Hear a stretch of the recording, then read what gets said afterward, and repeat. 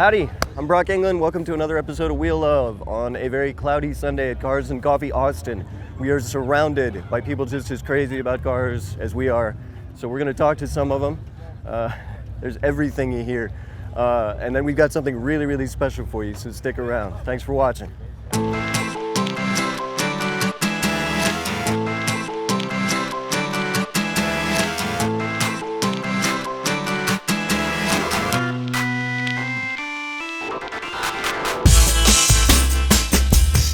Tell me what you got behind you right now. All right, so our company's Madness Autoworks. This is our family wagon.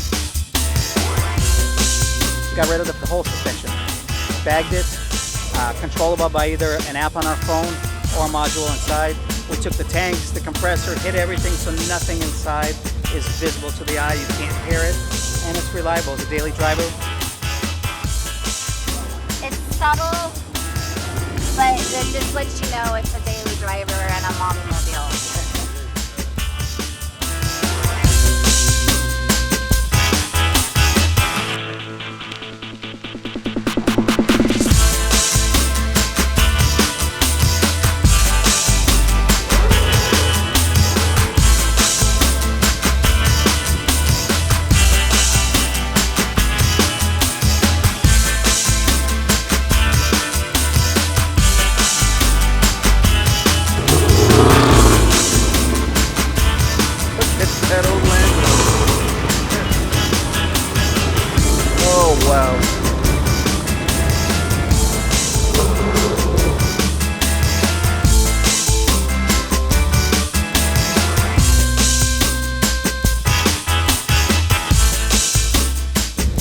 Okay, so we've seen some pretty great cars. That minivan is just amazing. But we've come here to talk to one guy specifically. His name is Greta.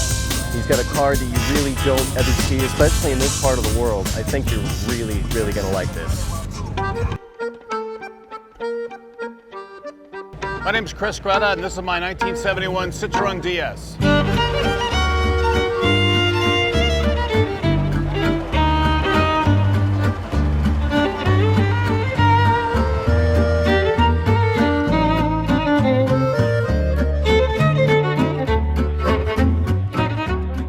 That big green tank right there, that's full of hydraulic fluid. And these little green balls, that's the front shock. There's no springs or shocks on this thing. That ball's full of nitrogen gas, and there's a membrane in there, and the hydraulic fluid compresses the gas. So I can raise the car up, 6 or 8 inches, and then lower it all the way down to the ground. The transmission's in front of the engine spins backwards, and the disc brakes are mounted hard on the transmission, not on the wheels. So they did that for unsprung weight.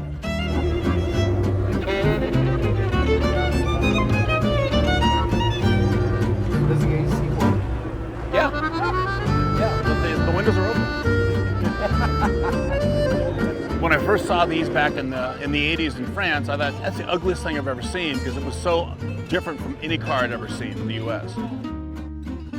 But after I saw a video about these cars produced by one of the guys from Top Gear, and it was his contention it was the greatest car ever built. I thought, this is crazy. And when it was introduced in the Paris Auto Show in 1955, they had 12,000 orders come in the first day. It just, the whole world looked at this and said, oh my God, this is what the future looks like. So compare this to a 55 Chevy that's like a giant refrigerator box with chrome. Here's this swoopy, futuristic looking spaceship. It's kind of like taking a purple zebra for a walk. It makes people happy, which is just kind of fun. I can't tell you how many times I've just been driving to work or just running errands or something, and I look over and the people in the car next to me are videotaping the car, and they smile and they wave.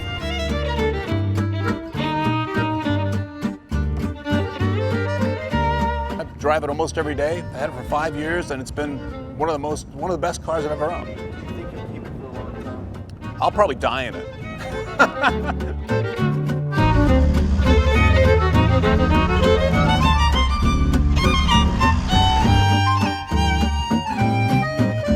What would it take for you to sell this car?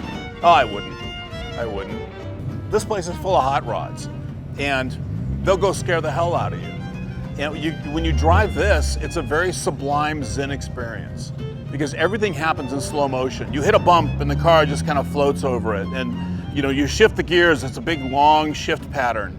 So everything you do happens in slow motion. And, you know, if I've had a stressful day or there's a lot going on, I'll just go for a drive in this and it just relaxes me. It's wonderful.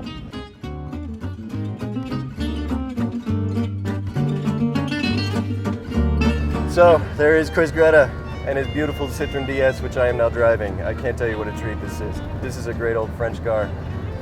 Chris is the reason that we do this show. He loves this old thing.